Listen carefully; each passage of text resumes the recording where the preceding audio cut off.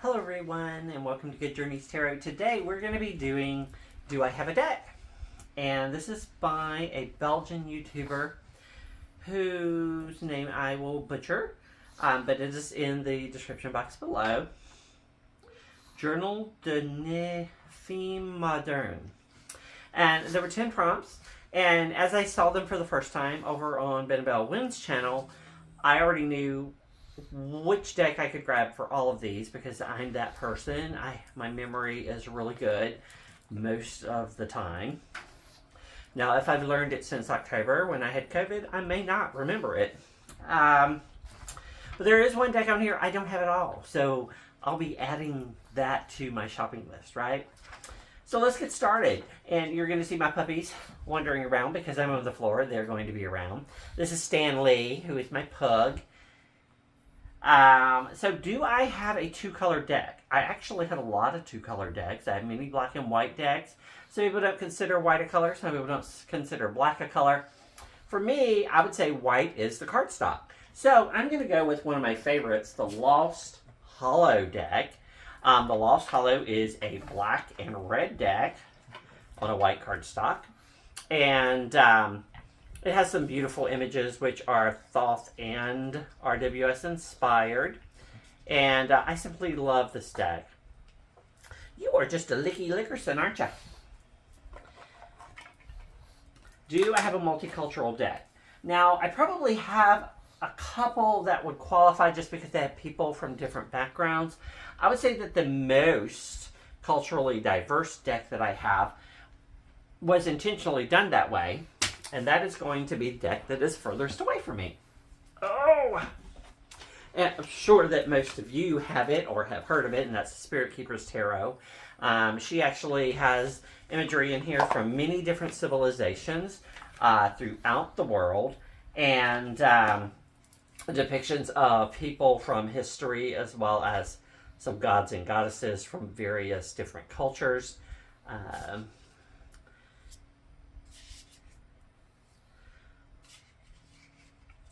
Here are some Norse characters. So yeah, so that's probably my most multicultural one. I do have a lot that have various representations in them, but as far as multicultural, I think that that probably applies the most. Do I have a deck created by different artists? I do not like collaborative decks. That being said, I have two. One, which I'm not going to show on this channel because it's the Sex Positive Tarot, and it's kind of explicit. And then I also have, somewhere hiding in here, there it is, I think. Nope, that's not it. Where the heck did I do that? Oh, do you know what? I have it packed up for a class I'm about to teach. Well, phooey. Don't you just hate it when you do things like that? But I have the Pride Tarot by US Games, which is currently packed up for my Sex Positive Tarot class that I teach, and it's by a bunch of different artists. Most of the cards are actually reproductions of cards from decks that those artists had already done for US Games, but there are some that was specifically done for that deck by people like Stephen Bright that are just fabulous and are not part of the deck. Very representative deck. Do I have a deck without keywords, numbers, or symbols? I did have. I'm thinking that I have rehomed that deck. Yep. I've rehomed that. No. Yep. I rehomed that deck. Almost all of my decks have some kind of keyword, title, number on them. Because that's the best way to tell them apart. That's in fact why I rehomed the Juvelmar Tarot, because it had no numbers on it, and some of the cards I could not tell one from another. Let's see. Do I have a deck with different shades of blue on the box? Yes. The Ride or Wait deck. This was a Kickstarter. It's a light blue and navy. Has a little white book. And I just love it. It's the Ride or Wait, aka do it now or do it later. And you can see it has thumbs up, thumbs down there. Why, hello again.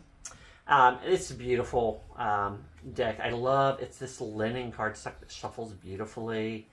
Has this really simple graphic art. Pardon me. And that is my Shades of Blue. Do I have a children's deck? I don't have specifically a children's deck, but I do have some decks that would work for children. One of those is... I have to feel for them because I don't know exactly where they are. One of those is this deck, which I think is lovely. It's very Smith-Waite based, but it is the Ator Tarot, or Tarot Ator. It is just cute little critters here. I love the way it's depicted. It's very playful and fun. I think it would make a great children's deck. It's a very traditional imagery, but the images are so cute and easy to read. And in fact, I'm probably going to take this out and play with it a little bit myself. It has a very relaxing feeling with the bright colors and whatnot. Let's see. What's the next one, Stanley? Oh, do I have a duplicate deck? I actually have a duplicate deck, and I'm not talking about the 3 editions of the Spirit Keepers Tarot. I have this deck, which is, and it actually, believe it or not, came with that Skeletor pin, I think, in this little bag. But it was just shrink wrapped. It was a Kickstarter, and it is the Mystic Garbage Tarot by Junkyard Prince. I think they're going by Junkyard Tarot now. And I did really like this deck. It's a very different perspective. It really made me think about tarot.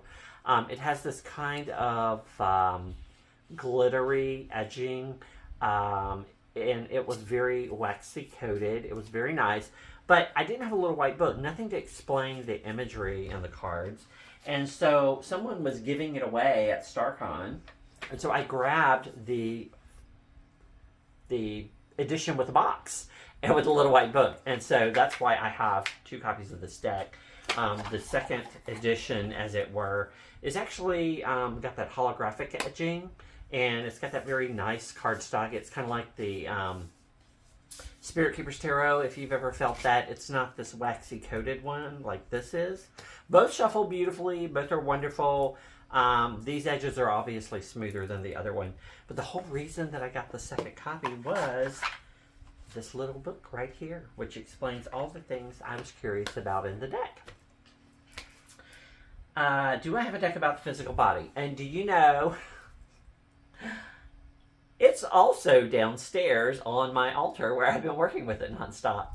And it is the Out of Hand Tarot by Jamie Sawyer. And it's just hands. And even though that's technically not about it's not tarot about your body, it is just your hands. It's a totally different perspective on the tarot when you use images that are focused on a specific aspect of your person, which I think is wonderful. I have a tickle in my throat. Can you get me a drink? No? No? Okay. Do I have a deck that's no longer printed or is hard to get? Yes, I have a few of those. But the one I'm going to share with you right now is one that I actually am still in search of a copy of. This is actually the mini version of the Rosetta Tarot.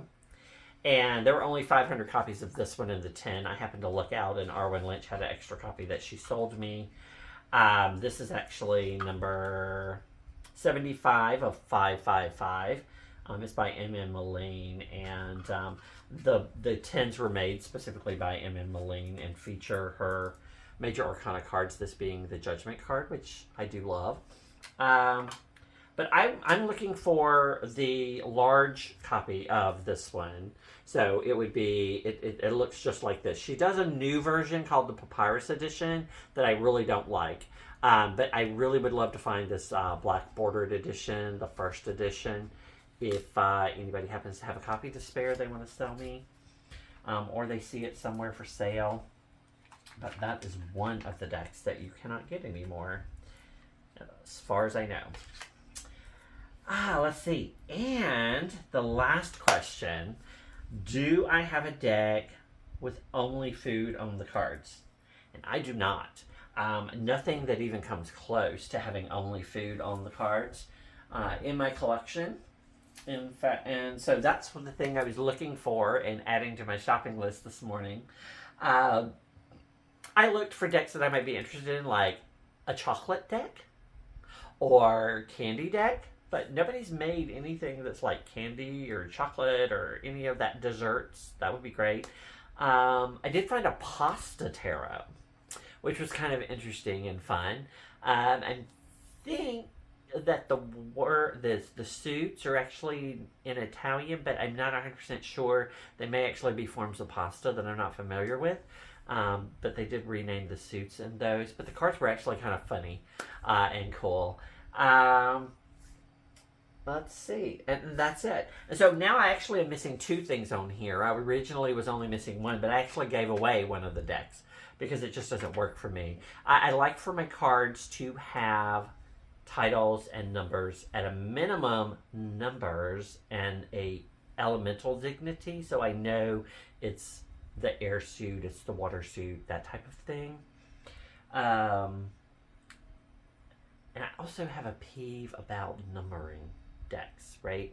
So like, I like my decks to have different types of numbers or some way to differentiate the minors and the majors. There are several decks I own where all of them have Roman numerals and you can't tell them apart unless you know the image, right? You know this is the Empress and not the, say, Three of Cups or something. That type of thing. A couple of decks actually break that rule and it works out fine for me. But before we go too much further off tangent, again, this was Do I Have a Deck? And it is by Journal de Nefim Moderne, and that information will be below. I hope you guys have a great week, and I will see you Sunday for 78 Cards in 78 Weeks with my special guest, Julie Peekaboo Rose.